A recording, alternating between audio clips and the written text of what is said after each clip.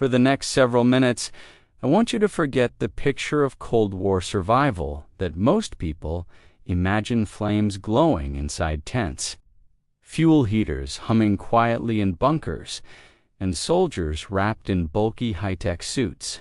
Because in reality, the men stationed in remote, frozen outposts during the Cold War rarely had the luxury of using anything that produced smoke, burned fuel, or emitted detectable heat signatures. The risk was too high. A plume of smoke in an empty snowfield could betray a hidden listening post. A warm exhaust vent could be spotted by enemy sensors. Even the hum of a generator could give away a position. Instead, Cold War soldiers survived brutal temperatures using a method so simple, so quiet, and so effective that it has nearly disappeared from documentaries and survival manuals. It wasn't a heater, it wasn't a gadget. It was a passive heat retention system, refined over decades, that relied on understanding the human body as the primary heat source. The core idea behind the method was surprisingly modern. You don't need to generate heat if you can stop the heat you already have from escaping. The human body creates a steady stream of warmth every second of the day. Even a resting soldier puts out 70 to 100 watts of heat, about the same as a small light bulb. Move around a little, and that number doubles. During physical work, the body becomes a furnace no electric device can match. Cold War field engineers realized that if you protected this natural warmth from being lost through conduction, convection, and evaporation, a soldier could stay warm for hours without burning a single drop of fuel. This led to the Cold War layering system, which might look familiar today, but back then it was sharpened into a survival technique. The first layer was all about moisture. Sweat was the enemy. If it stayed on the skin and froze, a soldier could go from warm to hypothermic in minutes. So militaries issued base layers designed to pull moisture away from the body. Soldiers often rotated these layers, drying one against their skin while wearing another. The second layer, the insulating layer, was responsible for trapping warm air. It didn't matter if it was wool, quilted fabric, or padded cotton. What mattered was its ability to hold thousands of tiny pockets of air, warmed by the body. Finally, the outer shell acted as a shield against wind and moisture. It didn't need to be fancy canvas. Treated cotton or early synthetics were enough. As long as it stopped the wind and kept the inner layers dry, the system worked flawlessly. Inside Cold War bunkers, the same principle was scaled up. Engineers designed structures that acted like massive thermoses. Instead of relying on electric heaters, many forward outposts used thick concrete surrounding soil berms, narrow interior layouts, and insulated alcoves to trap heat. A bunker with 6 to 10 soldiers inside could slowly warm itself a few degrees using nothing but body heat. An enormous difference in extreme cold. Curtains, blankets, or improvised partitions reduced the internal air volume even further. The smaller the space, the more every breath, every movement, and every layer of clothing contributed to warming the environment. It wasn't glamorous, it wasn't high-tech, but it worked. The ground, however, remained one of the most dangerous threats.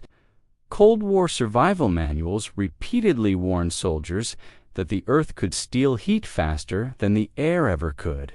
If a soldier sat or slept directly on frozen soil, conduction drained warmth instantly. To counter this, troops built improvised barriers from whatever was available: spruce branches, pine boughs, ration boxes, spare clothing, stacked cardboard, foam pads, or even ammunition crates. A few inches of insulation could mean the difference between a soldier waking up functional or unable to move his fingers. Even today, modern survivalists know that staying warm is less about how much you wear and more about what you sleep on. Moisture management was another essential part of the Cold War method. Insulation fails the moment it gets wet.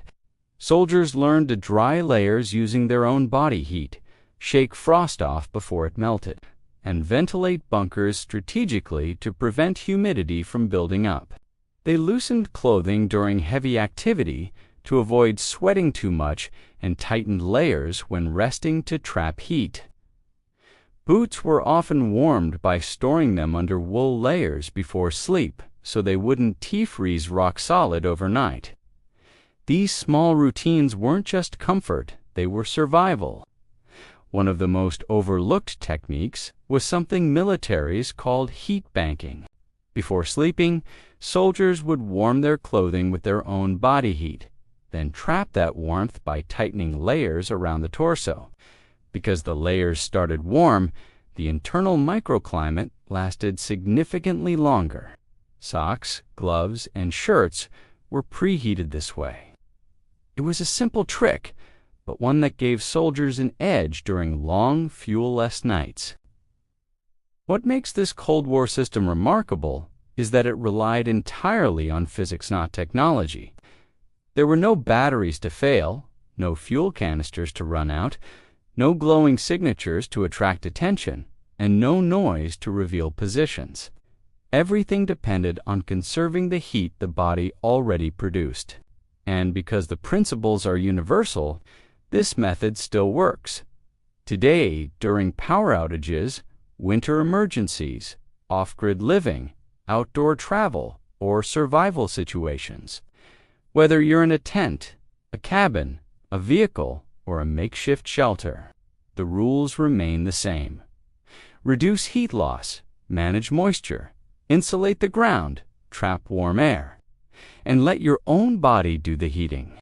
The Cold War produced countless technologies and weapons, but it also produced practical knowledge built from necessity, hardship, and experience in some of the coldest places on Earth. These passive heat retention techniques weren't flashy, but they kept soldiers alive when nothing else could. And long after the Cold War ended, the physics behind these methods remain as reliable as ever. If this breakdown gave you a deeper appreciation for Cold War fieldcraft and the ingenuity behind heater-free survival, make sure you subscribe. Share it with a fellow history enthusiast, and let me know if you want more forgotten techniques that still work today. Practical knowledge like this doesn't expire. It stays useful for life.